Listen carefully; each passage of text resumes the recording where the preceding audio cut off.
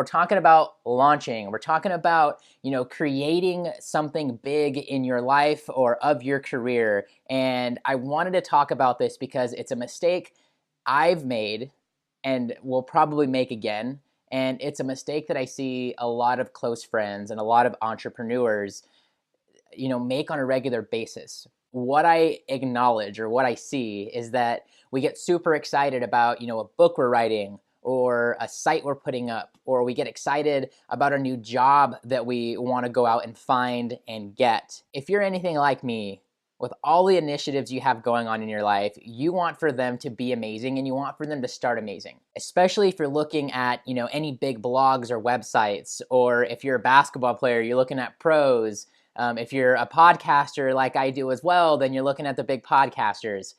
And when you compare yourself from where you're at right now to the other people who have been doing it for years and have experience and an audience, it can become quite daunting. Now, if you're observing those people, especially those teams, those players, those people, then it becomes very easy to want what they have, to do what they do because that's the standard. And we begin to kind of start going in through the motions. And that's one way to start. And if that gets you to start, then there's nothing wrong with that, because starting is the most important thing out of all of this. But most of us, we want to create a big launch out of it, or we want to relaunch something that we already have. And I think for most of us, that's a big no-no. And this is a recurring kind of event that I've continued to experience just as a person, but especially as an entrepreneur and in many of the businesses that I've worked on or have worked on, including the one I'm wearing right now, which was the original business or legitimate business that got me started when I was 18, 19 years old. And I made some critical mistakes. I wanted so desperately for it to look like existing brands out there. I wanted so desperately to have the money just trickling in like the clothing brands that I saw in the mall or that I saw on TV. And it takes a lot of time to get to that point. And if you're looking to, create a book or launch a new career or just start a new adventure or project in your life, the chances of you getting it right your first time are very, very slim. If you get it right in the first time and you go viral or you make it big right then and there, then one, that's freaking awesome.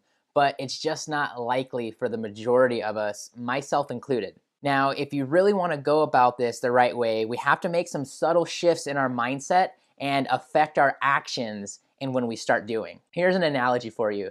Think about when you first started driving, what it would have been like to have gotten behind the steering wheel of one of those fast, racing, NASCAR style cars. You probably wouldn't have been able to handle it. So you start by getting in a more safe vehicle, taking some back roads, having mom or dad with you, having big bro or big sis there with you, and you start to get down what it's like to drive. You start to get the behaviors down, you start to figure it out. And if racing is your dream, over time, you're able to work your way into one of those cars and onto the racetrack. But by starting there, you set yourself up for failure. And this is what I see so many entrepreneurs do, so many people who want kind of what others have or want to create something for themselves.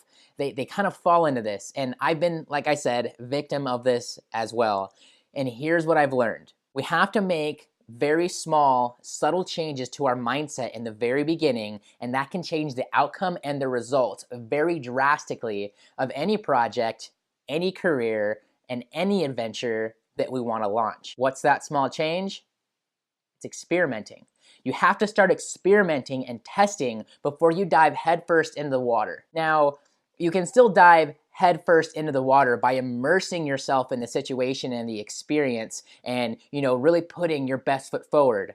But if you're looking to, let's say, write a book, instead of trying to create a big book and a manuscript and pitching it to publishers or trying to get it in the Amazon store, what are the odds that that's going to be a best-selling book or a book people even want on your first try?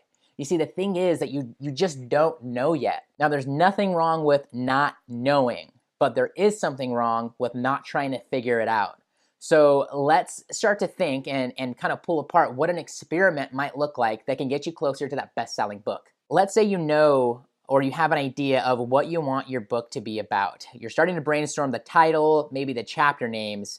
Instead of starting to write those chapters and starting to put words and time and effort to it, why not test it somewhere where you can get some eyeballs to it, like your blog or on Medium or in a magazine or in a school newspaper, or wherever you can basically get people to see so that you can test if people even like reading about that, if people even have the problem you're trying to solve, or maybe you find out that there's a big book in that niche already and it kind of covers it and you're kind of late, so there's really no need to do it. By experimenting, trying things out, and testing the waters, you'll be able to know if it's something worth trying or not. Maybe you can judge it on comments on that blog post that you put, or you can judge it by testing the headline and split testing it and kind of keeping track of social shares because that gets people to click through. Whatever it is, you gotta find a very small way to start testing, to start experimenting before you go head over heels trying to create something huge out of whatever it is that you're working on. Now, let's say that you're a rockstar employee and maybe you're looking for a new career or you're looking for a new place to take your existing career. Instead of going and interviewing at that one big place that you want to be at, why not interview there and a couple other places? Call up some people in your network and maybe ask them for feedback on those places or ask them what they think about you and if they have any opportunities they can think of to set you up with. By going to that one place and investing all of your eggs in that basket, putting all of your eggs there, imagine what it might be like if you don't end up liking it, or if that company isn't for you, or you go in and there's just a supervisor you don't like. The odds of this happening, I guess it could happen. It also could not. You could hit it right out of the park, which I do hope you do. But